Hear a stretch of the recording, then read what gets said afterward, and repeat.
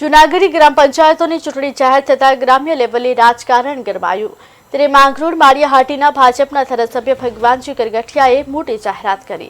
જો ગ્રામ પંચાયતમાં સમરસ થાય તેને સરકાર દ્વારા 5 લાખ રૂપિયા વિકાસના કામો માટે મળે છે, તો મારા વધારાના 5 લાખ રૂપિયા નાખી એમ કુલ 10 લાખ ગામના વિકાસ માટે આપવાની જાહેરાત કરી।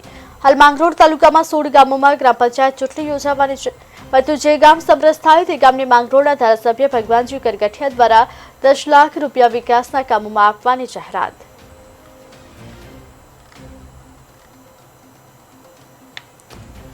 ગુજરાતમાં હાલ પંચાયતોની ચૂંટણી જાહેર થઈ છે, ત્યારે મારા મત વિસ્તારમાં પણ 16 જેટલી ગ્રામ પંચાયતોની ચૂંટણી છે।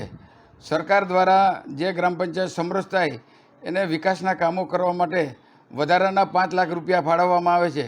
તેવી જ રીતે હું પણ મારા વિસ્તારમાં જે સમરસ ગ્રામ પંચાયતો થશે તેમાં વધારાને 5 લાખ રૂપિયા મારી ગ્રાન્ટ આપવાનો છું, જેથી કરીને ગામમાં શાંતિ રહી, કોઈ ઝઘડા ન થાય અને શાંતિપૂર્ણ ચૂંટણી થાય। એટલે આ વિસ્તારના વિકાસ માટે મારે ગ્રાન્ટમાંથી હું 5 લાખ રૂપિયા ફાળવવાનો છું।